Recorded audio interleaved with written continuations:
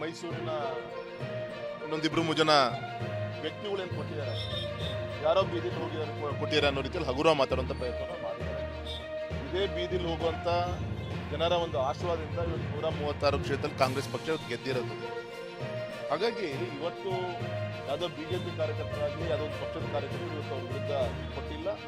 ಮತ್ತೆ ಇವತ್ತು ಗೌರವಾನ್ವಿತ ಅವರ ಶಾಸಕರನ್ನು ಕರ್ಕೊಂಡು ನಾನು ರಾಜಭವನಕ್ಕೆ ಹೋಗ್ತೀನಿ, ರಾಷ್ಟ್ರಪತಿಗಳ ಹತ್ರ ಏನು ಹೋಗ್ತೀನಿ ಅಂತ ಹೇಳ್ತಾ ಇದ್ರೆ ನಿಮ್ಮ ಸರ್ಕಾರಕ್ಕೆ ಬೆಂಬಲ ಇಲ್ಲ, ಬೆಂಬಲದ ಕೊರತೆ ಇದೆ ಅಂತ ನೀವು ಯಾರು ಕೂಡ ಹೇಳ್ತಾ ಇಲ್ಲ.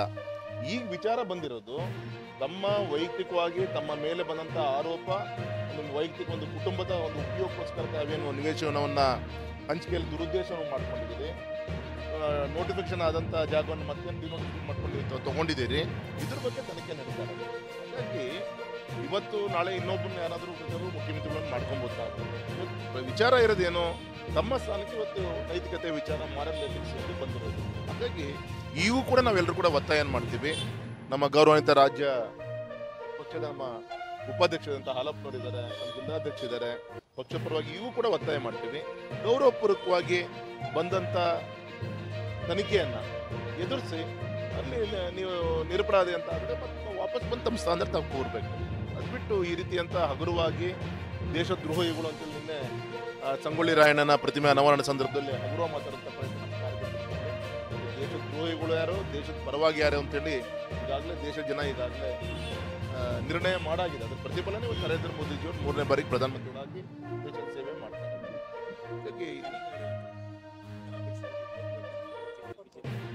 ಈಗಾಗಲೇ ನಮ್ಮ ರಾಷ್ಟ್ರ ನಾಯಕ, ನಮ್ಮ ರಾಜ್ಯ ನಾಯಕರು ಈಗಾಗಲೇ ಹೇಳಿದ್ದಾರೆ, ಈಗ ಅದನ್ನ ಕ್ಲಿಯರ್ ಮಾಡಬೇಕು, ಇಲ್ಲಾಂದ್ರೆ ನಿಮ್ಮ ಮೇಲೆ ಮಾನನಷ್ಟ ಮೊಕದ್ದಮೆಯನ್ನು ನಾವು ಹಾಕಬೇಕಾಗುತ್ತೆ ಸ್ಪಷ್ಟವಾಗಿ ಹೇಳಾಗಿದ್ದಾರೆ.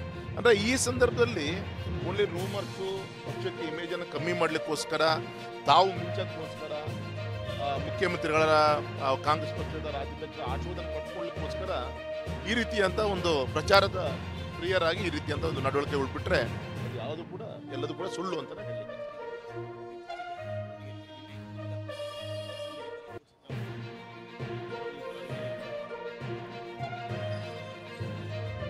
ತಪ್ಪೇನಿಲ್ಲ. ಗುರುಗಳು ಬಂದಿದ್ದಾರೆ, ಬೆಂಬಲ ಘೋಷಣೆಯನ್ನು ಮಾಡಿದ್ದಾರೆ. ನಾನು ಆಗಲೇ ಹೇಳಿದಾಗೆ ಈಗ ವಿಧಾನಸಭೆ ಒಳಗೆ ನಡೆಯುವಂಥ ಘಟನೆಗಳು ಇವೆಲ್ಲದೂ ಕೂಡ ಪರ ವಿರೋಧ ಬೆಂಬಲ ಇದೆಲ್ಲದೂ ಕೂಡ ನಡೆಯುತ್ತದೆ. ಅಲ್ಲಿ ನಾನು ಕೂಡ ಹೋಗಿ ಏನೂ ಮಾಡ್ಲಿಕ್ಕೆ ಬರಲ್ಲ. ಶಾಸಕರ ಚೌಕ 224 ಶಾಸಕರು ಕೂತ್ಕೊಂಡೆ ತೀರ್ಮಾನ ಮಾಡ್ಬೇಕಂತ ವಿಚಾರ. ಮತ್ತು ಆ ಪ್ರಶ್ನೆ ಇಲ್ಲೇನು ಉದ್ಭವ ಆಗಿಲ್ಲ. ಈ ಪ್ರಶ್ನೆ ಉದ್ಭವ ಆಗಿರೋದು ಯಾವುದು, ನೈತಿಕತೆ ವಿಚಾರ.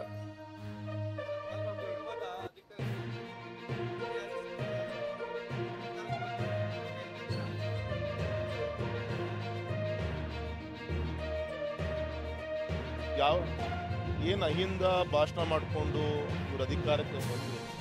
ಒಬ್ಬ ವಾಲ್ಮೀಕಿ ನಿಗಮದ ಯಾರೋ ಒಬ್ಬ ಸಾಮಾನ್ಯ ಜನ ಯಾರೋ ಅಲ್ಲ, ಒಬ್ಬ ಅಧಿಕಾರಿ ಇವರು ಲೂಟಿ ಮಾಡಿ ತಿಂದಂಥ ತಪ್ಪಿಗೆ ಅವನು ತನ್ನ ಪ್ರಾಣವನ್ನು ಬಿಟ್ಟಿದ್ದಾನೆ, ಆತ್ಮಹತ್ಯೆ ಮಾಡ್ಕೊಂಡಿದ್ದಾನೆ. ಇವ್ರ ಯೋಗ್ಯತೆಗೆ ಇನ್ನೂ ಕೂಡ ಅಂಥವ್ರಿಗೆ ಪರಿಹಾರ ಮುಡಿಸ್ಲಿಕ್ಕಾಗಿಲ್ಲ ಅಂದರೆ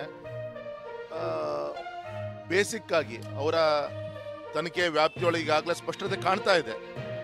ಈಗಾಗಲೇ ಆ ತನಿಖೆ ಒಳಗೆ SIT ತನಿಖೆ ಆಯಿತು, ಮಂತ್ರಿಗಳನ್ನ, ಚೇರ್ಮನ್ ಅನ್ನ ಅವ್ರನ್ನೆಲ್ಲ ಬಿಟ್ಟೆ ಈಗಾಗಲೇ ಚಾರ್ಜ್ ಶೀಟ್ ಹಾಕಾಯಿತು. ಅಲ್ಲೂ ಕೂಡ ರಾಜಕಾರಣ ನಡೆದಿರೋದು ಎಲ್ಲ ಸ್ಪಷ್ಟವಾಗಿ ಕಾಣ್ತಾ ಇದೆ. ಈ ರೀತಿ ಕಾಂಗ್ರೆಸ್ ನಡವಳಿಕೆ, ಕಾಂಗ್ರೆಸ್ ಸರ್ಕಾರದ ನಡವಳಿಕೆ ಕೂಡ ಸೂಕ್ಷ್ಮವಾಗಿ ಗಮನಿಸ್ತಾ ಇದ್ದಾರೆ. ಆದಷ್ಟು ಬೇಗ ಜನ ಉತ್ತರ ಕೊಡ್ತಾರೆ.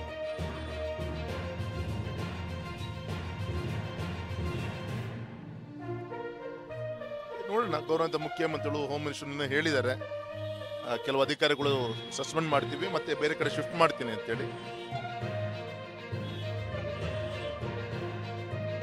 ಪ್ರಶ್ನೆ ಇಲ್ಲ ಸರ್. ಟೆಕ್ನಿಕಲ್ ಆಗಿ ನಮ್ಮ ಶಿವಮೊಗ್ಗ ಜಿಲ್ಲೆಯಲ್ಲಿ 2 ಕಡೆ ಟೋಲ್ ಹಾಕಿದೆ ಸರ್. ಒಂದು ನಮ್ಮ ಸವಳಂಗ ರೋಡಲ್ಲಿ ಇನ್ನೊಂದು ಶಿರಾಳಕೊಪ್ಪದ ಹತ್ರ ಒಂದು ಹಾಕಿದ್ದಾರೆ. ಒಂದು ಟೋಲಿಂದ ಇನ್ನೊಂದು ಟೋಲಿಗೆ ಸುಮಾರು 60 ಕಿಲೋಮೀಟರ್ ಡಿಸ್ಟೆನ್ಸ್ ಇರಬೇಕು ಅಂತ ಹೇಳ್ತಾರೆ.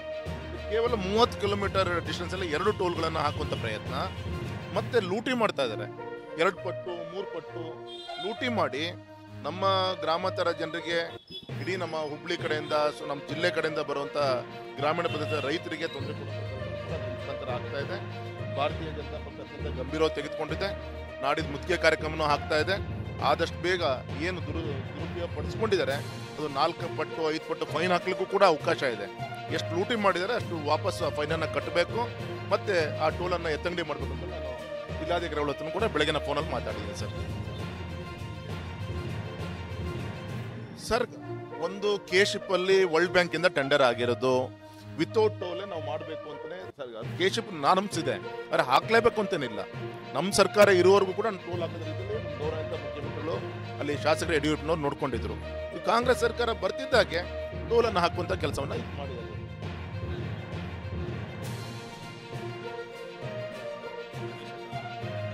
ಒಂದು ಪ್ರವಾಸ ಇದು ದರ ಹೆಚ್ಚಿಗೆ ಮಾಡೋದು ತಪ್ಪು ನಾನು ಹೇಳಲ್ಲ, ಆದರೆ ಅದು ತಕ್ಕಂತ ಸರ್ವಿಸ್ ಅನ್ನ ಕೊಡಬೇಕು. ಅಲ್ಲಿನೂ ಕೂಡ ಕನ್ಸ್ಟ್ರಕ್ಷನ್ ಆಗ್ತಾ ಇದೆ, ಇನ್ನೂ ಕೂಡ ಪರಿಪೂರ್ಣ ಆಗಿಲ್ಲ. ಈಗ ಆಲ್ರೆಡಿ ಇಷ್ಟು ಬೇಗ ಅಲ್ಲಿ ಬೇಸಿಕ್ ಅಲ್ಲಿ ಕ್ಯಾಂಟೀನ್ ಇಲ್ಲ, ಹೋಟೆಲ್ ಇಲ್ಲ, ಅದೆಲ್ಲದೂ ಕೂಡ ಅಂಡರ್ ಕನ್ಸ್ಟ್ರಕ್ಷನ್. ಇನ್ನೊಂದು 2-3 ಮಂತ್ಸ್ ಅಲ್ಲಿ ಎಲ್ಲದೂ ಕೂಡ ಮುಗಿದ ಮೇಲೆ ಮಾಡಿದ್ರೆ ಚೆನ್ನಾಗಿತ್ತು.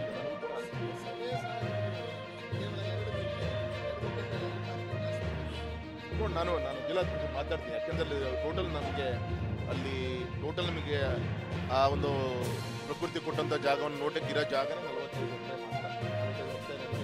Total area revenue land.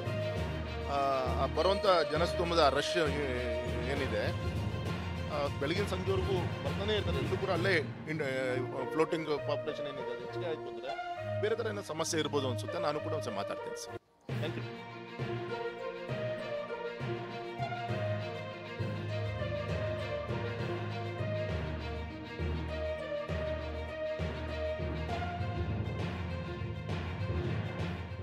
ರಾಜ್ಯಪಾಲರನ್ನ ಭೇಟಿ ಮಾಡಿ ಒಂದು ಫೈನಾನ್ಷಿಯಲ್ ಇನ್ಡಿಸಿಪ್ಲಿನ್ ಅಥವಾ ಅಸಂವಿಧಾನಿಕ ಆರ್ಥಿಕ ವ್ಯವಸ್ಥೆಯನ್ನು ಈ ಸರ್ಕಾರ ಮಾಡಿರೋ ಬಗ್ಗೆ ಒಂದು ದೂರನ್ನು ಮಾನ್ಯ ರಾಜ್ಯಪಾಲರಿಗೆ ಕೊಟ್ಟಿದ್ದೆ. ಅದಾದಮೇಲೆ ನಿನ್ನೆ ದಿವಸ ಕರ್ನಾಟಕದ ಚೀಫ್ ಸೆಕ್ರೆಟರಿ ಹಾಗೂ ಪ್ರಿನ್ಸಿಪಲ್ ಅಕೌಂಟೆಂಟ್ ಜನರಲ್ ಅವರಿಗೂ ಕೂಡ ಈ ದೂರನ್ನು ಕೊಟ್ಟು ಇದಕ್ಕೆ ಸೂಕ್ತವಾದಂಥ ತನಿಖೆಯನ್ನು ಆಗಬೇಕು, ಒಂದು ತನಿಖಾ ತಂಡವನ್ನು ರಚನೆ ಮಾಡಿ ಇದನ್ನು ತನಿಖೆ ಮಾಡಬೇಕು ಅನ್ನೋದ್ರ ಬಗ್ಗೆ ಅವರಿಗೆ ಮಾಹಿತಿಯನ್ನು ಕೂಡ ಸರ್ಕಾರ ಕೊಟ್ಟಿರುವಂಥ ಉತ್ತರ, ಸರ್ಕಾರ ಎಲ್ಲಿ ಎಡವಿದೆ, ಸರ್ಕಾರ ಯಾವ ರೀತಿ ದುರ್ಬಳಕೆಯನ್ನು ಮಾಡಿದೆ ಅನ್ನೋದ್ರ ಬಗ್ಗೆ ವಿವರವಾದಂತಹ ಒಂದು ರಿಪೋರ್ಟನ್ನು ಕೂಡ ಮಾನ್ಯ ರಾಜ್ಯಪಾಲರಿಗೆ ಕೊಟ್ಟು ಆ ಕಾಪಿನ ಚೀಫ್ ಸೆಕ್ರೆಟರಿ ಹಾಗೂ ಪ್ರಿನ್ಸಿಪಲ್ ಅಕೌಂಟೆಂಟ್ ಜನರಲ್ಗೂ ಕೂಡ ಕೊಟ್ಟಿದ್ದೀನಿ. ಅದರೊಳಗಡೆ 2 ನಿಮಿಷದಲ್ಲಿ ಮುಗಿಸ್ತೀನಿ. ಒಂದು, ನಾನು ಕಳೆದ ಬೆಳಗಾವಿ ಅಧಿವೇಶನ ಡಿಸೆಂಬರ್ನಲ್ಲಿ ನಡೆದಾಗ ಒಟ್ಟು ರಾಜ್ಯದಲ್ಲಿ ಒಟ್ಟು ತಾಲೂಕ್ ಪಂಚಾಯತ್ ಮತ್ತು ಜಿಲ್ಲಾ ಪಂಚಾಯತ್ಗಳಲ್ಲಿ ಬಳಕೆಯಾಗದ ಮೊತ್ತ ಅಂದರೆ ಅನ್ಸ್ಪೆಂಟ್ ನಾವು ಬಜೆಟನ್ನು ಕೊಟ್ಟಿದ್ವಿ 2022-23 ನಮ್ಮ ಭಾರತೀಯ ಜನತಾ ಪಾರ್ಟಿ ಸರ್ಕಾರ ಇತ್ತು. ಬಜೆಟನ್ನು ಕೊಟ್ಟಂಥ ಹಣ 22-23 ಬಾಡಿ ಇರಲಿಲ್ಲ, ತಾಲೂಕ್ ಪಂಚಾಯತ್ ಆಗಲಿ ಜಿಲ್ಲಾ ಪಂಚಾಯತ್ ಆಗಲಿ. ಅಲ್ಲಿಗೆ ಕೊಟ್ಟಂಥ ಹಣವನ್ನು ಎಷ್ಟು ಬಳಕೆ ಆಗಿದೆ ಉಳಿದಿದೆ ಅನ್ನೋವಂಥದ್ದನ್ನು ಕೇಳಿದ್ದೆ ನಾನು. ಅವರು ಸರ್ಕಾರದಿಂದ ನನಗೆ ಉತ್ತರ ಬಂದಿತ್ತು, ಒಟ್ಟು ರಾಜ್ಯದಲ್ಲಿರುವಂತಹ ತಾಲೂಕ್ ಪಂಚಾಯತ್ ಮತ್ತು ಜಿಲ್ಲಾ ಪಂಚಾಯತಿಂದ ಒಟ್ಟು 1953 ಕೋಟಿಗಳು ಬಳಕೆ ಆಗಿಲ್ಲ, ಹಾಗೆ ಉಳಿಕೆ ಆಗಿದೆ ಅಂತ, ದುಡ್ಡು ಅಲ್ಲೇ ಇದೆ ಅಂತ. ಜೊತೆಗೆ ಇನ್ನೊಂದು ಕ್ವಶನ್ ಅನ್ನು ಕೇಳಿದೆ. ಅದರೊಳಗೆ ತಾಲೂಕ್ ಪಂಚಾಯತ್ನಲ್ಲಿ 1494, 453 ನಮ್ಮ ಜಿಲ್ಲಾ ಪಂಚಾಯತಲ್ಲಿ ಉಳಿಕೆಯಾಗಿದೆ ಅಂತ ಕೊಟ್ರು ಆನ್ಸರ್. ಅದ್ರ ಜೊತೆಗೆ ಇನ್ನೊಂದು ಕ್ವಶನ್ ಕೇಳಿದ್ದೆ. ಒಟ್ಟು ತುಂಬ ನಿಗಮಗಳಿದ್ದಾವೆ, ಆ ನಿಗಮಗಳಲ್ಲೂ ಕೂಡ 22-23 ಅಂದರೆ ನಮ್ಮ ಸರ್ಕಾರದ ಅವಧಿ ಮುಗಿದ ಮೇಲೆ ಆ ನಿಗಮದಲ್ಲಿ ಎಷ್ಟು ದುಡ್ಡು ಹಿಂಗೆ ಬಳಕೆ ಆಗದೆ ಉಳಿಕೆ ಆಗಿದೆ ಇರುತ್ತೆ, ಅಕೌಂಟಲ್ಲಿ ಇರುತ್ತೆ, ಅದು ಎಷ್ಟಿದೆ ಅಂತ ಕೇಳಿದ್ದೆ. ಅದು ಒಟ್ಟು ನಿಗಮಗಳಲ್ಲಿ 1 ರೂಪಾಯಿನೂ ಕೂಡ ಅಲ್ಲಿ ಇಲ್ಲ, ಎಲ್ಲ ಖಾಲಿಯಾಗಿದೆ ಅನ್ನುವಂಥದ್ದು ಉತ್ತರ ಕೊಟ್ಟರು. ಅದು ನಂದು ಮೊದಲನೇ ವಿರೋಧ ಇತ್ತು, ಆ ಸೆಷನ್ನಲ್ಲೇ ವಿರೋಧ ಮಾಡಿದ್ದೆ ನಾನು. ನಮಗೆ ಗೊತ್ತಿದೆ ಹಲವಾರು ನಿಗಮಗಳಲ್ಲಿ ಇನ್ನೂ ಬಳಕೆ ಆಗಿರಲ್ಲ, ಅವರು ಏನೋ ಪ್ಲಾನ್ ಆಫ್ ಆ್ಯಕ್ಷನ್ ಮಾಡ್ತಾರೆ, ಅದನ್ನು ಇನ್ನೂ ಆಗಿರಲ್ಲ, ಪ್ರೋಸೆಸ್ ಆಗಿರಲ್ಲ, ಅಲ್ಲ ಅಕೌಂಟಲ್ಲಿ ಇರುತ್ತೆ, ಅವ್ರ ಅಕೌಂಟಲ್ಲಿ ಇರುತ್ತೆ, ಆದರೆ ಝೀರೋ ಅಂತ ಕೊಟ್ಟರು. ಅವತ್ತು ಸಿ ಎಂ ಅವರಿಗೆ ಕೇಳಿದೆ, ಸಿ ಎಂ ಬಂದಿದ್ರು. ಅದಾದಮೇಲೆ ಆ ಸೆಷನ್ನಿನ ಮುಂದುವರೆದ ಭಾಗವಾಗಿ ಸಪ್ಲಿಮೆಂಟ್ರಿ ಬಜೆಟ್ ಬೆಂಗಳೂರಲ್ಲಿ ನಡೆಯುತ್ತೆ. ಅದರೊಳಗಡೆ ಉತ್ತರದಲ್ಲಿ ಒಟ್ಟು 1953 ಕೋಟಿ TPZPಲಿ ಉಳಿಕೆ ಆಗಿದೆ. ಆ ಉಳಿಕೆ ಆದಂಥ ಅಮೌಂಟನ್ನು ಹೆಂಗಿದೆ ಅಂದರೆ ಒಟ್ಟು ನಿಧಿ ಟೂಲ್ ಇರುತ್ತದು, ನಿಧಿ ಟೂಲ್ ಇರುತ್ತೆ. ಆ ದುಡ್ಡು ಕನ್ಸಾಲಿಡೇಟೆಡ್ ಫಂಡಿಗೆ ಹೋಗಬೇಕು. ಯಾವುದೇ ದುಡ್ಡು ತಾಲೂಕ್ ಪಂಚಾಯತ್ ಮತ್ತು ಜಿಲ್ಲಾ ಪಂಚಾಯತಿನ ಕೊಟ್ಟಂಥ ದುಡ್ಡು ಸಂಚಿತ ನಿಧಿಗೆ ಅನ್ನೋವಂಥದ್ದಕ್ಕೆ ಹೋಗಬೇಕು. ಸಂಚಿತ ನಿಧಿಗೆ ಹೋದ್ಮೇಲೆ ಅದು ಮುಂದಿನ ವರ್ಷ ಅಂದರೆ 22-23 ಉಳಿದಿದೆಯಲ್ಲ 1953 ಕೋಟಿ, ಮುಂದಿನ ವರ್ಷ ಅದನ್ನು ಬಳಕೆ ಮಾಡ್ಕೋಬೋದಲ್ಲ, ಉಳಿಕೆ ಆಗಿರೋವಂಥ ದುಡ್ಡನ್ನು. ಉಳಿಕೆ ಆಗಿರೋ ದುಡ್ಡನ್ನು ಬಳಕೆ ಮಾಡ್ಕೋಬೇಕು ಅಂದರೆ ಅವರು ನಮ್ಮ ಲೆಜಿಸ್ಲೇಚರ್ನ ಅನುಮೋದನೆ ತಗೋಬೇಕು. ಇಷ್ಟು ದುಡ್ಡು ಉಳಿದಿತ್ತು, ಈ ದುಡ್ಡನ್ನು ಇಂಥದಕ್ಕೆ ಬಳಕೆ ಮಾಡಿದ್ದೀವಿ ಅಂತ ತಗೋಬೇಕಿತ್ತು. ನನಗೆ ಉತ್ತರ ಕೊಡ್ತಾರೆ, ಅದನ್ನು ಸಂಚಿತ ನಿಧಿಗೆ ತಗೋಬೇಕಿತ್ತು, ಆದರೆ ಅಲ್ಲಿ ಜಮಾ ಮಾಡಲಿಲ್ಲ. ನಾವೆಲ್ಲಿ ಜಮಾ ಮಾಡ್ಕೊಂಡಿದ್ದೀವಿ ಅಂದರೆ ರಿಕವರಿ ಆಫ್ ಎಕ್ಸೆಸ್ ಪೇಮೆಂಟ್. ಅಂದರೆ ನಾವು ತಾಲೂಕ್ ಪಂಚಾಯತ್ ಜಿಲ್ಲಾ ಪಂಚಾಯತಿಗೆ ಜಾಸ್ತಿ ಮೊತ್ತವನ್ನು ಕೊಟ್ಟಿದ್ವಿ, ಆ ಜಾಸ್ತಿ ಮೊತ್ತವನ್ನು ವಾಪಸ್ ತಗೊಳೋದಕ್ಕೆ ಆ ಹೆಡ್ ಆಫ್ ಅಕೌಂಟಲ್ಲಿ ತೊಗೊಂಡಿದ್ದೀವಿ ಅಂತ ಇಲ್ಲಿ ನಮ್ಮ ಅಧಿಕಾರಿಗಳು ಅಥವಾ ಸರ್ಕಾರ ದೊಡ್ಡ ಮೋಸವನ್ನು ಮಾಡ್ತು. ನಾನು ಅಲ್ಲಿಗೆ ಬಿಡಲಿಲ್ಲ, ಜಮಾ ಆಗ್ತಿದೆ ಸರಿ, ಅವರು ನಿಯಮಿತವಾಗಿ ಅಂದರೆ ಕಾನೂನು ಪ್ರಕಾರವಾಗಿ ಜಮಾ ಆಗ್ತಿದೆ ಅಂತ ಕೊಡ್ತಾರೆ ನನ್ನ ಉತ್ತರದಲ್ಲಿ, ಸರ್ಕಾರದ ಉತ್ತರದಲ್ಲಿ. ಅದಾದಮೇಲೆ ಇಂಥ ಹೆಡ್ ಆಫ್ ಅಕೌಂಟಲ್ಲಿ ಜಮಾ ಆಗ್ತಾ ಇದೆ ಅಂತ ಕೊಡ್ತಾರೆ. ಯಾವುದೇ ದುಡ್ಡು ಆ ಥರ ಜಮಾ ಆಗ್ತಾ ಇದೆ ಅಂತ ಕೊಟ್ಟರೆ ಅದು ಸರ್ಕಾರದ ಟ್ರೆಷರಿಗೆ ಹೋಗುತ್ತೆ. ನಾನು ಟ್ರೆಷರಿಗೆ ಒಂದು ಲೆಟರ್ ಹಾಕಿದೆ. ನಾನು ಟ್ರೆಷರಿಗೆ ಈ ಥರ ತಾಲೂಕ್ ಪಂಚಾಯತ್ ಜಿಲ್ಲಾ ಪಂಚಾಯತ್ತಲ್ಲಿ ಬಂದಿರೋ ಅಮೌಂಟು ಯಾವುದಾದ್ರೂ ಜಮಾ ಆಗಿದೆಯಾ ಅಂತ, ₹1 ಜಮಾ ಆಗಿಲ್ಲ ಅಂತ ಕೊಡ್ತಾರೆ. ಮತ್ತೊಂದು ಮಿಸ್ಟೇಕ್ ಮಾಡ್ತಾರೆ. ಈ ರೀತಿ ಆ ದುಡ್ಡು ಜಮಾ ಆಗಿಲ್ಲ, ಫಸ್ಟು ಜಮಾವಾಗುತ್ತಿರುತ್ತದೆ, ಅಂದರೆ ಆಗ್ತಾ ಇದೆ, ಕಂಟಿನ್ಯೂಸ್ ಆಗಿ ಆಗ್ತಾ ಇದೆ ಅದು ಅಂತ. ಅದು ಆಮೇಲೆ ಬುಕ್ ಅಡ್ಜಸ್ಟ್ಮೆಂಟು ಅನ್ನೋವಂಥ ಪದನೂ ಕೂಡ ಅಲ್ಲಿ ನಮ್ಮ ಅವರು ಮಾನ್ಯ ಸಿದ್ದರಾಮಯ್ಯನವರೇ ಹೇಳ್ತಾರೆ ನನಗೆ. ಮತ್ತೆ ನಾನು ಕೇಳ್ತೀನಿ, ಕಾಲಿಂಗ್ ಅಟೆನ್ಷನ್ಗಿಂತ ಮುಂಚೆ ಸಪ್ಲಿಮೆಂಟ್ರಿ ಬಜೆಟನ್ನು ಪಾಸ್ ಮಾಡ್ಕೊಳಕ್ಕೆ ಬರ್ತಾರೆ. ಅವಾಗ ನಾನು ಕೇಳ್ತೀನಿ, ಸಂಚಿತ ನಿಧಿ ನಮ್ಮ ರಾಜ್ಯದಲ್ಲಿ ಹೆಂಗೆ ಅಂದರೆ consolidated fund, contingency fund, public fund ಅಂತ 3 ವೆರೈಟಿ ಇರುತ್ತೆ. ಸಂಚಿತ ನಿಧಿ ಅಂದರೆ ಕನ್ಸಾಲಿಡೇಟೆಡ್ ಫಂಡ್. ಈ ದುಡ್ಡನ್ನು ಯಾವುದೇ TPZPಲಿ ಉಳಿಕೆಯಾದಂಥ ಮೊತ್ತ ಅದು ಹೋಗದೆ, ಅಂದರೆ ನಮ್ಮ ಇಂಡಿಯನ್ ಕಾನ್ಸ್ಟಿಟ್ಯೂಷನ್ ಫೈನಾನ್ಷಿಯಲ್ದೊಂದು ಆ್ಯಕ್ಟ್ ಇದ್ದಾವೆ, 2004, 2005 ಆ್ಯಂಡ್ 2006. ಈ 3 ಕಾನ್ಸ್ಟಿಟ್ಯೂಷನಲ್ ಆ್ಯಕ್ಟ್ ಪ್ರಕಾರ ಯಾವ್ಯಾವ ಫಂಡು ಯಾವ್ಯಾವ ರೀತಿ ಬಳಕೆ ಆಗಬೇಕು ಅನ್ನೋಂಥದ್ದು ಭಾಳ ಸ್ಪೆಸಿಫಿಕ್ ಆಗಿ ಬರೆದಿದ್ದಾರೆ. ಅದು ಆ ಸ್ಟೇಟಿಗೆ ಈ ಸ್ಟೇಟಿಗೆ ಅಲ್ಲ, ಹಿಂಗೆ ಮಾಡಬೇಕು ಅಂತ. ಅದಾದಮೇಲೆ ಆ ದುಡ್ಡು ನಮ್ಮ ಟ್ರೆಷರಿಗೆ ಬಂದಿಲ್ಲ ಅನ್ನೋವಂಥದ್ದು ಮತ್ತೊಂದು ಸುಳ್ಳು ಹೇಳ್ತಾರೆ. ಅದಾದಮೇಲೆ ನಾನು ಮತ್ತೆ ವಾಪಸ್ ಕೇಳ್ತೀನಿ, ಯಾವಾಗ ನಮ್ಮ ಸಪ್ಲಿಮೆಂಟ್ರಿ ಬಜೆಟ್ ಆದಮೇಲೆ ಇತ್ತೀಚೆಗೆ ನಡೆದಂತಹ, ನಾನು ಇದನ್ನು ಪ್ರೋಸೆಸ್ಸನ್ನು ಕಂಟಿನ್ಯೂಸ್ ಆಗಿ ಇಟ್ಕೊಂಡಿದ್ದೆ. ನಾನು ಪತ್ರಗಳನ್ನು ಬರಿತಾ ಇದ್ದೆ, ಫೈನಾನ್ಸ್ ಡಿಪಾರ್ಟ್ಮೆಂಟಿಗೆ ಬರಿತಾ ಇದ್ದೆ, ಬೇರೆಯವ್ರ ಹತ್ರ RTI ಹಾಕ್ಸಿದ್ದೆ, ಏನಿದೆ ಇದರದ್ದು ಅಂತ. ಇದರದ್ದು ಮಧ್ಯದಲ್ಲಿ ಅವರು ಆಮೇಲೆ ನನಗೆ ಮತ್ತೆ ಕಾಲಿಂಗ್ ಅಟೆನ್ಷನ್ ಅಂದರೆ ಸರ್ಕಾರದ ಗಮನ ಸೆಳೆಯುವಂಥದ್ರೊಳಗೆ ನಾನು ಮತ್ತೆ ಹಾಕ್ತೇನೆ, ಇದು ಯಾಕೋ ಡಿಸ್ಕ್ರಿಪೆನ್ಸಿ ಕಾಣ್ತಾ ಇದೆ, ಫೈನಾನ್ಷಿಯಲ್ದೇನೋ ಪ್ರಾಬ್ಲಮ್ ಇದೆ ಅಂತ ಕೇಳ್ತೀನಿ. ಅವಾಗ ಒಂದು ಉತ್ತರ ಕೊಡ್ತಾರೆ, ಇಲ್ಲಿವರೆಗೂ ಜಮಾ ಆಗಿಲ್ಲ, ಇನ್ನು ಮುಂದೆ ಜಮಾ ಮಾಡಲಾಗುವುದು. ಫಸ್ಟು ಜಮಾ ಮಾಡಲಾಗುತ್ತಿರುತ್ತದೆ ಅಂತ CM ಸೈನ್ ಹಾಕಿರುವಂತಹ ಪತ್ರ. ಅದಾದಮೇಲೆ ಬುಕ್ ಅಡ್ಜಸ್ಟ್ಮೆಂಟ್ ಅಂತ CM ಹೇಳೋದು. ಈಗ ಕಾಲಿಂಗ್ ಅಟೆನ್ಷನ್ ಹಾಕಿದ್ಮೇಲೆ ಮುಂದಿನ ದಿನದಲ್ಲಿ ಜಮಾ ಮಾಡಲಾಗುವುದು. ಇಲ್ಲಿವರೆಗೂ ಜಮಾ ಆಗಿರೋದಕ್ಕೆ ಎಲ್ಲೂ ನಮ್ಮ ಹತ್ರ ಟ್ರೆಜರಿಲಿ ಇಲ್ಲ. 1953 ಕೋಟಿ ಎಲ್ಲಿ ಹೋಗಿದೆ ಅನ್ನೋವಂಥದ್ದು ಗೊತ್ತಿಲ್ಲ. ಅದನ್ನು ಎಲ್ಲಿ ಬಳಕೆ ಮಾಡ್ಕೊಂಡಿದ್ದಾರೆ ಅಂತ ನಾನು ಅಷ್ಟೇ ಕೇಳಿದ್ದು. ಬಳಕೆ ಮಾಡ್ಕೊಂಡಿದ್ರೆ ಅದು ನನ್ನ ಹಕ್ಕಿದೆ, ಒಬ್ಬ ಲೆಜಿಸ್ಲೇಚರ್ನ ಹಕ್ಕಿದೆ. ನನ್ನ ಅನುಮೋದನೆ ತಗೋಬೇಕಿತ್ತು, ನನ್ನ ಅಂದರೆ MLAಗಳು ಮತ್ತು MLCಗಳ ಅನುಮೋದನೆ ತಗೋಬೇಕಿತ್ತು, ಬಜೆಟಲ್ಲಿ ತೋರಿಸ್ಬೇಕಿತ್ತು. ಹಾಗಾಗಿ ನೀವು ಒಂದು ಅನ್ಕಾನ್ಸ್ಟಿಟ್ಯೂಷನಲ್ ಫೈನಾನ್ಷಿಯಲ್ ಟ್ರಾನ್ಸಾಕ್ಷನ್ ನೇರವಾದಂಥ ಆರೋಪ ಇದೆ ಅವ್ರ ಮೇಲೆ. ಅಸಂವಿಧಾನಿಕವಾದಂಥ ಆರ್ಥಿಕವಾದಂಥ ದೊಡ್ಡ ಮಿಸ್ಟೇಕನ್ನು ಮಾಡಿದ್ದೀರಾ ನೀವು. ಒಂದು. ಎರಡನೇದು, ನಮ್ಮ ಹಕ್ಕನ್ನು ನೀವು ಚ್ಯುತಿ ಮಾಡ್ತಾ ಇದ್ದೀರಾ. MLAಗಳು MLCಗಳು ಒಂದು ಬಜೆಟನ್ನು ಮಂಡನೆ ಮಾಡ್ಬೇಕಾದ್ರೆ ಅದನ್ನು ಮತ್ತೆ ಯಾವುದೇ ದುಡ್ಡು, ಅದರೊಳಗೂ TPZPಲಿ ಉಳಿದಂತಹ ದುಡ್ಡು ಸಂಚಿತ ನಿಧಿಗೆ ಹೋಗಬೇಕು. ಆ ಸಂಚಿತ ನಿಧಿನ ಬಳಕೆ ಮಾಡ್ಕೋಬೇಕು ಅಂದರೆ ಅವರು ನಮ್ಮ ಲೆಜಿಸ್ಲೇಚರ್ನ ಪಾಸ್ ಮಾಡ್ಕೊಳ್ಳೇಬೇಕು. ಈ ಮೂರನೇದು, ದುಡ್ಡು ಎಲ್ಲಿದೆ?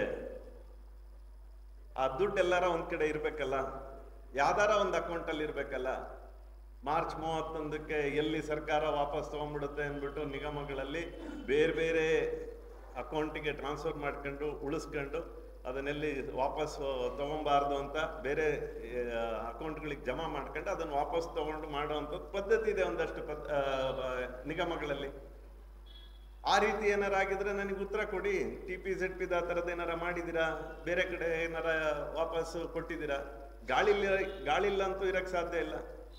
ಅದಾದ್ಮೇಲೆ ಒಬ್ರು RTIಯಲ್ಲಿ ಹಾಕ್ತಾರೆ, ನನಗೆ ಕೊಟ್ಟಂತ ಉತ್ತರ, ಮಾನ್ಯ ಸಿದ್ದರಾಮಯ್ಯನವರು ಸಹಿ ಮಾಡಿರುವಂಥ ಉತ್ತರ ಇದು, ನನಗೆ ಒಂದು ಕಾಪಿ ಕೊಡಿ ಅಂತ ಕೇಳ್ತಾರೆ. ಇಂಥ ನಂಬರು, ಅದಕ್ಕೊಂದು ಕಡತ ಸಂಖ್ಯೆ ಇರುತ್ತೆ. ಆ ಕಡತ ಸಂಖ್ಯೆ ಕೇಳಿದ್ರೆ ಆ ಕಡತ ಸಂಖ್ಯೆನೇ ಇಲ್ಲ ಅಂತ ಕೊಡ್ತಾರೆ. ಆ ಕಡತ ಸಂಖ್ಯೆನೇ ಇಲ್ಲ ಅಂತ ಕೊಡ್ತಾರೆ. FDಯಿಂದ ಬಂದಿರುವಂತಹ ಕಡತ, ಫೈನಾನ್ಸ್ ಡಿಪಾರ್ಟ್ಮೆಂಟ್ ಇದ್ದು ಆ ಕಡತ ಸಂಖ್ಯೆನೇ ಇಲ್ಲ ಅಂತ ಹೇಳ್ತಾರೆ. ಈಗ ಅವರು ಹೇಳ್ತಾ ಇರೋವಂಥದ್ದು, ಒಂದು ಹೆಡ್ ಆಫ್ ಅಕೌಂಟ್ ಹೇಳಿದ್ನಲ್ಲ, ಅದು ಸಂಚಿತ ನಿಧಿಗೆ ಹೋಗ್ಬೇಕಿತ್ತು. ಅವ್ರು ಏನು ಮಾಡ್ತಾರೆ, ರಿಕವರಿ ಆಫ್ ಎಕ್ಸಸ್ ಪೇಮೆಂಟ್ ಅಂದರೆ ಜಾಸ್ತಿ ಕೊಟ್ಟಿದ್ದೀವಿ ನಾವು, ಅದನ್ನು ಆ ಹೆಡ್ ಆಫ್ ಅಕೌಂಟಲ್ಲಿ ತೊಗೊಂಡಿದೆ ಅಂದರೆ ಎರಡು ಕಾಂಟ್ರಡಿಕ್ಟರಿ. ಎರಡು ಅಕೌಂಟಲ್ಲಿ ಇರೋಕ್ಕೆ ಸಾಧ್ಯನೇ ಇಲ್ಲ.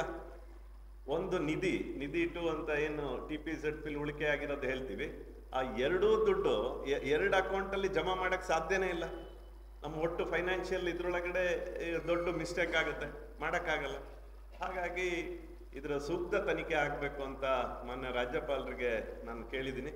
ಇದಾದಮೇಲೆ ಇಬ್ಬರಿಗೂ ಚೀಫ್ ಸೆಕ್ರೆಟರಿ ಮತ್ತು ಪ್ರಿನ್ಸಿಪಲ್ ಅಕೌಂಟೆಂಟ್ ಜನರಲ್ಲಿಗೂ ಕೇಳಿರೋ ಕಾರಣಕ್ಕೆ ಆದಷ್ಟು ಬೇಗ ಇದನ್ನು ಚೀಫ್ ಸೆಕ್ರೆಟರಿ ಅವರು ನನಗೆ ಉತ್ತರ ಕೊಡಬೇಕು. ಜನರ ದುಡ್ಡು ಈ ರೀತಿ ನಮಗೆ ಫೈನಾನ್ಷಿಯಲ್ ಇನ್ಡಿಸಿಪ್ಲಿನ್ ಆಗಿಬಿಟ್ರೆ ನಮ್ಮ ರಾಜ್ಯ ಎಲ್ಲಿಗೆ ಹೋಗುತ್ತೆ ಅಂತ ಗೊತ್ತಿಲ್ಲ. ಅಕಸ್ಮಾತ್ ಚಂದ್ರಶೇಖರನ್ ಅವರ ಆತ್ಮಹತ್ಯೆ ಆಗಲಿಲ್ಲ ಅಂದಿದ್ರೆ 187 ಕೋಟಿ ಹಗರಣನೇ ಹೊರಗಡೆ ಬರ್ತಿರ್ಲಿಲ್ಲ.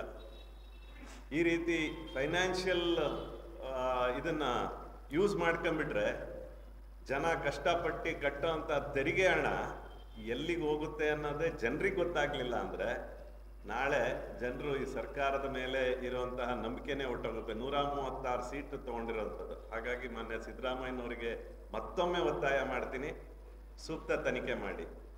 ದೊಡ್ಡ ಅಮೌಂಟು 1953 ಕೋಟಿಯಷ್ಟು ದೊಡ್ಡ ಹಗರಣ ಆಗಿದೆ.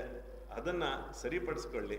ಆ ಸರಿಪಡಿಸ್ಕೊಳ್ಳೋಕ್ಕಿಂತ ಮುಂಚೆ ಅವ್ರಿಗಾಗಲೇ ಮೂಡಾದಲ್ಲಿರ್ಬೋದು, ಮಹರ್ಷಿ ವಾಲ್ಮೀಕಿ ನಿಗಮದ್ದು ಇರ್ಬೋದು, ಹೊರಗಡೆ ಬಂದು ಸೂಕ್ತ ತನಿಖೆ ಮಾಡಿಸ್ಕೊಳ್ಳಿ. ನಿಮ್ದು ಒಟ್ಟು ಸರ್ಕಾರದ 16-17 ತಿಂಗಳಲ್ಲಿ ಆಗ್ತಾ ಇರುವಂತಹ ಇಡೀ ರಾಜ್ಯದ ಜನ ತಲೆ ತಗ್ಸುವಂತಹ ರೀತಿಲಿ ನಡ್ಕಂತ ಇದ್ರ, ದಯಮಾಡಿ ರಾಜೀನಾಮೆ ಕೊಡಿ ಅನ್ನುವಂಥದ್ದು ನನ್ನ ಆಗ್ರಹ.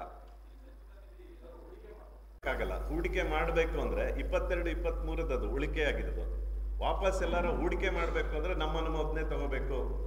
ಸಂಚಿತ ನಿಧಿದು ಅದು ನಮಗೆ ಸಪ್ಲಿಮೆಂಟರಿ ಬಜೆಟ್ ಅಲ್ಲಿ ಅದನ್ನು ತೋರಿಸ್ಬೇಕಿತ್ತು. ನಾನು ಫಸ್ಟ್ ನೋಡಿದ್ದೆ ಸಪ್ಲಿಮೆಂಟರಿ ಬಜೆಟ್ ಅಲ್ಲಿ ಇದೆಯಾ ಅದು ಉಳಿಕೆ ಆಗಿರೋಂಥ ದುಡ್ಡನ್ನ ಎಲ್ಲರೂ ಯೂಸ್ ಮಾಡ್ಕೊಂಡಿರೋದಕ್ಕೆ ನಮ್ಮ ಅನುಮೋದನೆ ತಗೊಂಡಿದ್ದೀರಾ? ಇಲ್ಲ. ದೊಡ್ಡ ಅಮೌಂಟು 1953 ಕೋಟಿ ಅಂದರೆ ಭಾಳ ದೊಡ್ಡ ಅಮೌಂಟು. ಯಾವಾಗಲೂ ಉಳಿಕೆ ಆಗುವಂಥದ್ದು ನಾವು ಬಜೆಟೆಡ್ ನಾವೇನು ಅನ್ಕೊಂತೀವಿ ಎಕ್ಸ್ಪೆಂಡಿಚರ್ಗಿಂತ ಕಡಿಮೆ ಆಗಿರೋಂಥ ದುಡ್ಡನ್ನು ಭಾಳ ಕಡಿಮೆ, ಯಾವಾಗಲೂ ಉಳಿಕೆ ಆಗೋದು ಭಾಳ ಕಡಿಮೆ. ಹುಡುಕಿದ್ದೆ ಅದನ್ನು, ಅದಾದ್ಮೇಲೆ ನಾವು ಕೇಳಿದ್ವಿ ನಾವು ಅದನ್ನು ಎಲ್ಲಿ ಬಳಕೆ ಆಗಿದೆ, ಯಾತಕ್ಕೆ ಬಳಕೆ ಆಗಿದೆ ಅಂತ ತನಿಖೆ ಆಗಬೇಕು. ನಾನು ಯಾವುದೂ ಆ ರೀತಿಯಾದಂಥ ಈಗಲೇ ಹೇಳೋಕ್ಕಾಗಲ್ಲ, ತನಿಖೆ ಆದಮೇಲೆ ಹೊರಗಡೆ ಬರುತ್ತೆ, ಅದೇನು ದುಡ್ಡೇನು ಗಾಳಿಲಿ ಬೇರೆ ಎಲ್ಲೂ ಹೋಗಕ್ಕೆ ಸಾಧ್ಯ ಇಲ್ಲ. ಎಲ್ಲಾರೋ ಒಂದು ಕಡೆ ಅದು ತೋರಿಸ್ಲೇಬೇಕು, ದೊಡ್ಡ ಮೊತ್ತ. ಮತ್ತು ಪ್ರತಿ ತಾಲೂಕ್ ಪಂಚಾಯತ್, ಪ್ರತಿ ಜಿಲ್ಲಾ ಪಂಚಾಯತ್ ಇಂತಿಂಥ ಅಮೌಂಟು ಇಷ್ಟಿಷ್ಟು ತಾಲೂಕ್ ಪಂಚಾಯಲ್ಲಿ ಆ ವರ್ಷ ಉಳಿಕೆ ಆಗಿದೆ ಅನ್ನೋವಂಥದ್ದು ನನ್ನ ಹತ್ರ ಮಾಹಿತಿ. ನಮ್ಮ ಶಿವಮೊಗ್ಗದ ತಾಲೂಕ್ ಪಂಚಾಯತಲ್ಲಿ 71 ಕೋಟಿಯಷ್ಟು ನಾನು ಅವತ್ತೇ ತೊಗೊಂಡಿದ್ದೆ. ಅಂದರೆ ನಾನು ಸೆಷನಲ್ಲಿ ಉತ್ತರ ಕೇಳೋಬೇಕಾದ್ರೆ ಮಾಡಿದ್ದಂಥದ್ದು. ಲೋಕಾಯುಕ್ತಕ್ಕೆ ಬರಲ್ಲ ಸರ್, ಇದು ಕಾನ್ಸ್ಟಿಟ್ಯೂಷನಲ್, ಇದು ರಾಜ್ಯಪಾಲರಿಗೆ ಕೊಡಬೇಕು, ತನಿಖೆ ಆಗಬೇಕು, ಇದಕ್ಕೊಂದು ಜುಡಿಷಿಯಲ್ ಎಂಕ್ವೈರಿ ಆಗಬೇಕಿದು. ಹಾಗಾಗಿ ಅವ್ರು ನೇಮಕ ಮಾಡಬೇಕು ರಾಜ್ಯಪಾಲರು. ಕಾನ್ಸ್ಟಿಟ್ಯೂಷನಲ್ ಯಾವುದೇ ಮಿಸ್ಟೇಕನ್ನು ಮಾಡಿದ್ರೆ ನಾನು ಲೋಕಾಯುಕ್ತ ಕೊಡೋಕ್ಕಲ್ಲ. ಅಲ್ಲಿ ಮಿಸ್ಅಪ್ರೋಪ್ರಿಯೇಷನ್ ಆದರೆ ಮಾತ್ರ. ನಾನು ಮಿಸ್ಅಪ್ರೋಪ್ರಿಯೇಷನ್ ಬಗ್ಗೆ ಮಾತಾಡ್ತಾನೆ ಇಲ್ಲ. ನಾನು ಫೈನಾನ್ಷಿಯಲ್ ಏನು ನಮ್ಮ ಕಾನ್ಸ್ಟಿಟ್ಯೂಷನ್ ಆ್ಯಕ್ಟ್ಗಳು ಹೇಳ್ದೆ ನಾನು, ಅದರ ಅಡಿಯಲ್ಲಿ ಯಾವುದೇ ಮಿಸ್ಟೇಕ್ ಮಾಡಿದ್ರೆ ಅನ್ಕಾನ್ಸ್ಟಿಟ್ಯೂಷನಲ್ ಆಗುತ್ತಿದ್ದು. ಅನ್ಕಾನ್ಸ್ಟಿಟ್ಯೂಷನಲ್ ಫೈನಾನ್ಷಿಯಲ್ ಟ್ರಾನ್ಸಾಕ್ಷನ್ ಆಗುತ್ತಿದ್ದು. ಅನ್ಕಾನ್ಸ್ಟಿಟ್ಯೂಷನಲ್ ಫೈನಾನ್ಷಿಯಲ್ ಟ್ರಾನ್ಸಾಕ್ಷನ್ ಆದರೆ ನಾನು ಕೊಡಬೇಕಾಗಿರೋವಂಥದ್ದು ಗವರ್ನರಿಗೆ ಮಾತ್ರ ಕೊಡ್ಬೋದಾಗಿರೋವಂಥದ್ದು. ಹಾಗಾಗಿ ನಾನು ಗವರ್ನರಿಗೆ ಅದನ್ನು ಕೊಟ್ಟಿದ್ದೀನಿ. ಎರಡನೇದು, ಪ್ರಮುಖವಾಗಿ ಇಡೀ ರಾಜ್ಯದಲ್ಲಿ ಯೂನಿವರ್ಸಿಟಿಗಳು, ಕುವೆಂಪು ಯೂನಿವರ್ಸಿಟಿಗಳ ಬಗ್ಗೆ ನಾನು ಭಾಳ ಕಳೆದ 45 ದಿನದಿಂದ ನಿರಂತರವಾದಂಥ ಪ್ರಯತ್ನವನ್ನು ಮಾಡ್ತಾ ಇದ್ದೀನಿ ಸ್ನೇಹಿತರೆ. ಏನಂದರೆ, ರಾಜ್ಯದಲ್ಲಿ ಒಟ್ಟು 41 ಯೂನಿವರ್ಸಿಟೀಸ್ ಇದೆ ರಾಜ್ಯದಲ್ಲಿ. ಪ್ರೈವೇಟ್ ಯೂನಿವರ್ಸಿಟೀಸು 27 ಇದೆ, ಡೀಮ್ಡ್ ಯೂನಿವರ್ಸಿಟೀಸು 11 ಇದೆ, ಸೆಂಟ್ರಲ್ ಯೂನಿವರ್ಸಿಟಿ 1 ಇದೆ, ನ್ಯಾಷನಲ್ ಇನ್ಸ್ಟಿಟ್ಯೂಷನ್ಸು ಇಂಪಾರ್ಟೆನ್ಸ್ ಅಂತ ಇರುತ್ತಲ್ಲ, Indian institute of science, Indian institute of information technology, ಈ ಥರದ್ದು ಒಟ್ಟು 9 ಇದೆ. ಆದರೆ ನಾವು ಕುವೆಂಪು ಯೂನಿವರ್ಸಿಟಿ, ಕುವೆಂಪು ಅವರ ಹೆಸರಲ್ಲಿ ಪ್ರಾರಂಭ ಮಾಡಿದಾಗ ಪ್ರತಿಷ್ಠಿತವಾದಂಥ ಈ ಯೂನಿವರ್ಸಿಟಿ 4 ಜಿಲ್ಲೆಗಳಿಗೆ ಇತ್ತು ಮುಂಚೆ. ತದನಂತರ ಈಗ ಶಿವಮೊಗ್ಗ ಮತ್ತು ಚಿಕ್ಕಮಗಳೂರು ಜಿಲ್ಲೆಗೆ ಸೀಮಿತವಾಗಿ ಯೂನಿವರ್ಸಿಟಿ ಈಗ ಕಾರ್ಯನಿರ್ವಹಣೆ ಮಾಡ್ತಾ ಇದೆ. ಏಪ್ರಿಲ್ 11ನೇ ತಾರೀಕು ಸೆಕೆಂಡ್ PUC ರಿಸಲ್ಟ್ ಬರುತ್ತೆ. ಇವತ್ತು ಆಗಸ್ಟ್ 27ನೇ ತಾರೀಕು. ಪದವಿ ಕಾಲೇಜಿಗೆ ಇನ್ನು ಅಡ್ಮಿಷನ್ ಪ್ರಾರಂಭ ಆಗಿಲ್ಲ. 4 ತಿಂಗಳು 15 ದಿನ ಆಯ್ತು. 16ನೇ ದಿನ ಇವತ್ತು. ಪದವಿ ಕಾಲೇಜು ಒಟ್ಟು ನಮ್ಮ ಕುವೆಂಪು ಯೂನಿವರ್ಸಿಟಿಲಿ ಬರೋ ಅಂಥದ್ದು 84 ಕಾಲೇಜು. 84 ಕಾಲೇಜಲ್ಲಿ 34 ಯೂನಿವರ್ಸಿಟಿ ಮತ್ತು ಗೌರ್ಮೆಂಟ್ ಕಾಲೇಜಸ್ಸು 34 ಇದೆ, BEd ಕಾಲೇಜನ್ನು ಸೇರ್ಕೊಂಡಂಗೆ. ಇನ್ನು 50 ಕಾಲೇಜು ಪ್ರೈವೇಟ್ ಕಾಲೇಜಿಂದಿದೆ.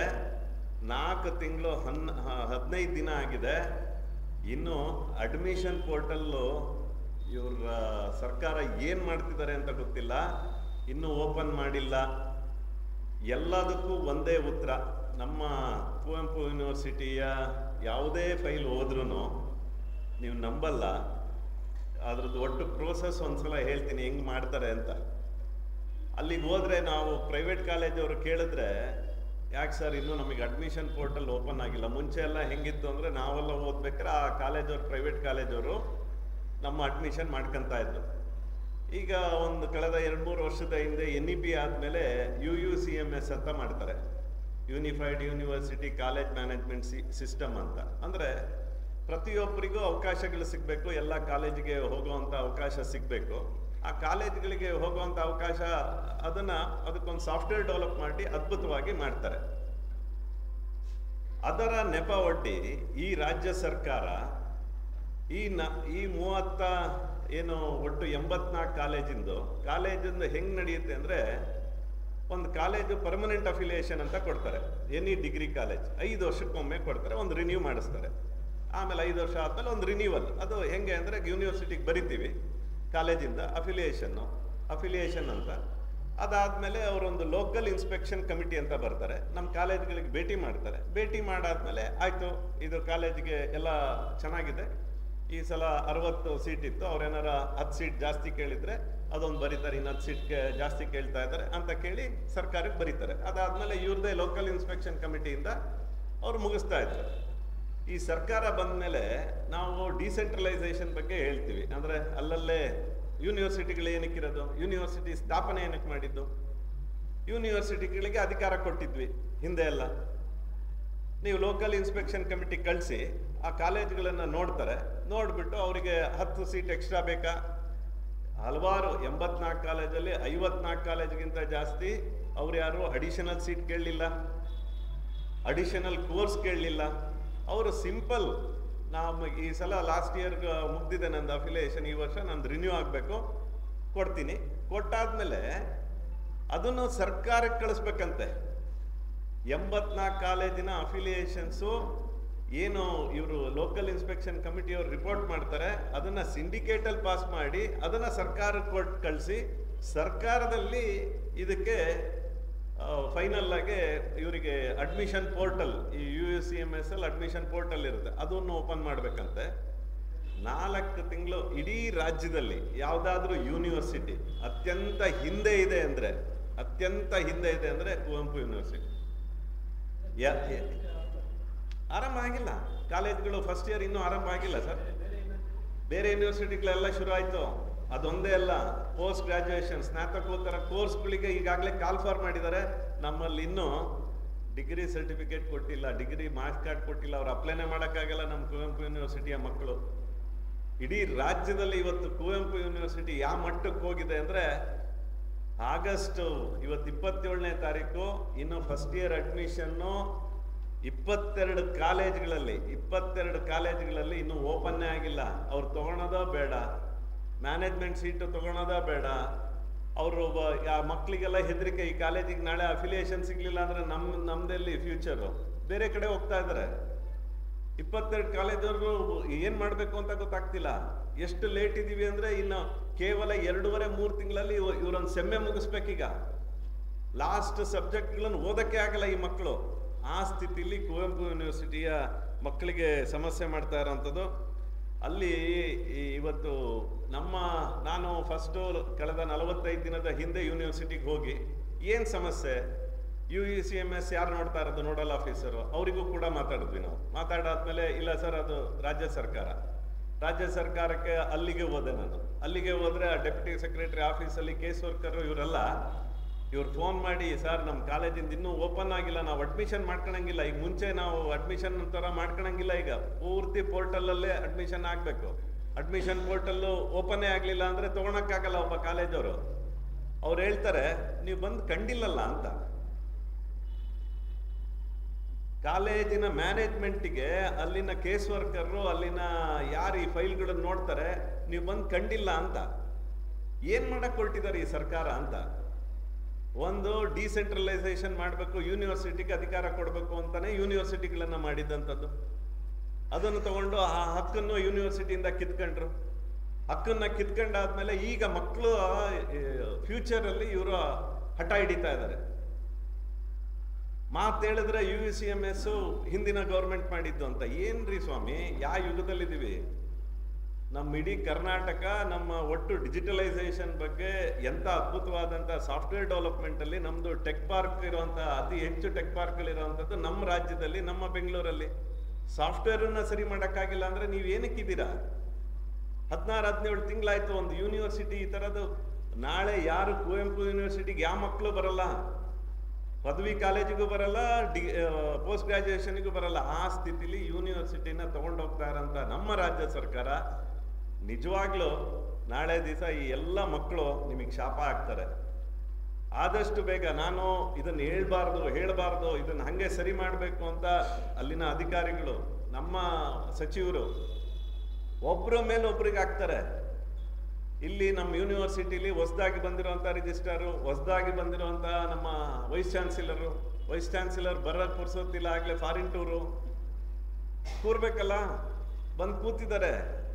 ಬಂದು ಕೂತಾದ್ಮೇಲೆ ವೈಸ್ ಚಾನ್ಸಲರ್ ಕೂರ್ಬೇಕು, ಏನೇನು ಆಗ್ತಾ ಇದೆ, ಏನೇನು ಸಮಸ್ಯೆ ಆಗ್ತಿದೆ, ಅಕಾಡೆಮಿಕ್ ಶುರು ಆಗ್ತಾ ಇದೆ, ನಾವು ಲೇಟ್ ಇದ್ದೀವಿ, ಇಡೀ ಜಗತ್ ಜಾಹಿರ ಇದೆ. ಕುವೆಂಪು ಯೂನಿವರ್ಸಿಟಿ, ನೀವು ಯಾವುದೇ ಯೂನಿವರ್ಸಿಟಿ, ನಾ ಹೇಳಿದ್ನಲ್ಲ ಅಷ್ಟು 41 ಯೂನಿವರ್ಸಿಟಿಲಿ ಹಿಂದೆ ಇರುವಂಥದ್ದು ಯಾವ್ದಾರು ಯೂನಿವರ್ಸಿಟಿ ಅಂದರೆ ಕುವೆಂಪು ಯೂನಿವರ್ಸಿಟಿ. ಇವತ್ತು ಇದ್ರ ಜೊತೆಗೆ ಪಾಠ ಮಾಡಿಸ್ಕೊಂತೀರ ಗೆಸ್ಟ್ ಲೆಕ್ಚರರ್ಸ್ ಹತ್ರ, ಸಂಬಳ ಕೊಟ್ಟಿಲ್ಲ 5 ತಿಂಗಳಿಂದ. ಅವ್ರ ಮನೆ ನಡೆಯೋದು ಹೆಂಗೆ? ಹೋಗ್ಲಿ, ನಾವು ವ್ಯಾಲ್ಯೂಯೇಷನಿಗೆ ಹೋಗ್ತಾರೆ, ವ್ಯಾಲ್ಯೂಯೇಷನಿಗೆ ಹೋಗಿರೋಂಥ ದುಡ್ಡನ್ನು ಕೊಡ್ಬೇಕಲ್ಲ ಇವರು, ಇನ್ನೂ ಕೊಟ್ಟಿಲ್ಲ. ಅಧ್ಯಾಪಕರಿಗೆ ಕೊಡಬೇಕಾಗಿರೋಂಥದ್ದು ವ್ಯಾಲ್ಯೂಯೇಷನಿಗೆ ಕೊಡಬೇಕಾಗಿರೋಂಥ ದುಡ್ಡನ್ನು ಕೊಟ್ಟಿಲ್ಲ. ಹಿಂಗೆ ಅತಿಥಿ ಉಪನ್ಯಾಸಕರನ್ನ 15-20 ವರ್ಷದಿಂದ ಪಾಪ ಕೆಲಸ ಮಾಡ್ತಾ ಇದ್ದಾರೆ. ಅವರಿಗೆ ಬೆಳಿಗ್ಗೆ ಕರೀತಾರೆ ಯೂನಿವರ್ಸಿಟಿಗೆ, ಸಾಯಂಕಾಲ ತನಕ ಅವ್ರ ಹತ್ರ ಅವಮಾನಗಳನ್ನು ಮಾಡ್ತಾರೆ. ಅತಿ ಹೆಚ್ಚು ಇರುವಂಥ ಅತಿಥಿ ಉಪನ್ಯಾಸಕರೇ ಜಾಸ್ತಿ ಇರುವಂಥದ್ದು ಪರ್ಮನೆಂಟ್ ಲೆಕ್ಚರರ್ಸ್ಗಿಂತ. ಅವರೇ ನಡೆಸ್ತಾ ಇರೋದು ನಮ್ಮ ಕಾಲೇಜ್ಗಳನ್ನು, ಗೌರ್ಮೆಂಟ್ ಕಾಲೇಜು ಮತ್ತು ಕಾಲೇಜು ಮತ್ತು ಯೂನಿವರ್ಸಿಟಿ ಕಾಲೇಜು. ಹಾಗಾಗಿ ಇದ್ರ ಬಗ್ಗೆನೂ ಸರ್ಕಾರ ಆದಷ್ಟು ಬೇಗ ಇದಕ್ಕೆ ಸೂಕ್ತವಾದಂಥ ನಿರ್ಧಾರ. ಈಗ ನಾನು ನೋಡ್ತಾನೆ ಇದ್ದೀನಿ, ಕಂಪ್ಯೂಟ್ರಲ್ಲಿ ಹೋಗಿ ನೋಡ್ತೀನಿ, ಏನು ಯಾರ್ದೋ ಒಂದು ಅಪ್ರೂವಲ್, ಅವ್ರು ಬರಲ್ಲ, ಇವತ್ತು ಅವ್ರು ಬರಲ್ಲ, ಅವ್ರು ಇನ್ನೊಂದು ವಾರ ಬಿಟ್ಟು ಬರ್ತೀನಿ ಅಂತಾರೆ. ಈ ಥರದ್ದು ಮಕ್ಕಳ ಭವಿಷ್ಯದ ಬಗ್ಗೆ ಇವರಿಗೆ ಆಟ ಆಡ್ತಾ ಇದ್ದಾರೆ. ಅಂದರೆ ಇವ್ರು ಏನಾದ್ರೂ ಒಂದು ಸರಿಯಾದಂತಹ ಸೂಕ್ತವಾದಂತಹ ನಿರ್ಧಾರ ತಗೊಳ್ಳಿಲ್ಲ ಅಂದರೆ ಕುವೆಂಪು ಯೂನಿವರ್ಸಿಟಿಗೆ ಬರೋವಂಥ ಮಕ್ಕಳು ಮುಂದಿನ ದಿನದಲ್ಲಿ ಬರಲ್ಲ, ಆ ಮಟ್ಟಕ್ಕೆ ಹೋಗುವಂಥದ್ದು ಆಗುತ್ತೆ. ದಯಮಾಡಿ ನಮ್ಮ ಕುವೆಂಪು ಯೂನಿವರ್ಸಿಟಿಯ ಅಧಿಕಾರಿಗಳು ಕೂಡ ಹಾಗೂ ಅಲ್ಲಿಯ ನಮ್ಮ ಕಾಲೇಜೇಟ್ ಆಫ್ ಎಜುಕೇಷನ್, ನಮ್ಮ ಪ್ರಿನ್ಸಿಪಲ್ ಸೆಕ್ರೆಟರಿ ಹೈಯರ್ ಎಜುಕೇಷನ್, ಅಲ್ಲಿನ ಡೆಪ್ಯೂಟಿ ಸೆಕ್ರೆಟರಿ ಹೈಯರ್ ಎಜುಕೇಷನ್, ಇವರೆಲ್ಲರೂ ಇಮಿಡಿಯೇಟ್ ಆಗಿ ಆ್ಯಕ್ಟ್ ಮಾಡಲಿಲ್ಲ ಅಂದರೆ ನಾವು ತುಂಬ ತೊಂದರೆಗೆ ಸಿಕ್ಕಾಕಂತೀವಿ. ಕುವೆಂಪು ಯೂನಿವರ್ಸಿಟಿ ಅಷ್ಟು 84 ಕಾಲೇಜಿನ ಮಕ್ಕಳಿಗೆ ತೊಂದರೆ ಆಗುತ್ತೆ. ಪೋಷಕರು ಈಗಾಗಲೇ ಒದ್ದಾಡ್ತಾ ಇದ್ದಾರೆ ತಮ್ಮ ಮಕ್ಕಳ ಭವಿಷ್ಯ ಏನು ಅಂತ. ಹಾಗಾಗಿ ಸೂಕ್ತವಾದಂಥ ನಿರ್ಧಾರವನ್ನು ತಗೋಬೇಕು ಅಂತ ಕೇಳ್ಕೊತೀನಿ ತಮ್ಮಲ್ಲಿ.